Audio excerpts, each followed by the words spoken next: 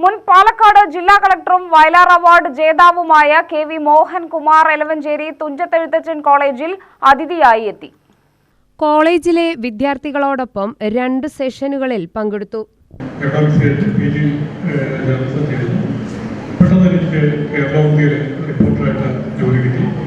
പിന്നെ മനോരമയിൽ വരുന്നു. അതിന് 12 വർഷക്കാലം ഞാൻ പത്രപ്രവർത്തകനായിട്ട് ജോലി ചെയ്തു. എൻ്റെ പത്രപ്രവർത്തനത്തിൻ്റെ ഏറ്റവും ഒടുവിലത്തെ 3 വർഷം ഇവിടെയാണ്, പാലക്കാട് ജില്ലയിലെ മനോരമയുടെ ബ്യൂറോ ചീഫായിട്ടാണ് ഞാൻ ഏറ്റവും ഒടുവിൽ 3 വർഷം ജോലി ചെയ്തത്. പിന്നീട് എനിക്ക് സിവിൽ സർവീസിലേക്ക് സെലക്ഷൻ കിട്ടി, ഞാൻ പോവുകയാണ്. ജോബ് ഓറിയന്റേഷൻ പ്രോഗ്രാം, സാഹിത്യ വിദ്യാർത്ഥികളുമായുള്ള അഭിമുഖം എന്നിവയാണ് സംഘടിപ്പിച്ചത്. രാവിലെ മുതൽ ഉച്ചവരെ നടത്തിയ സംവാദത്തിൽ വിദ്യാർത്ഥികൾ സജീവമായി പങ്കെടുത്തു. College principal doctor PR Jayaseelan അധ്യക്ഷനായി. KP രമേശ് പങ്കെടുത്തു. UTV news, Palakkad.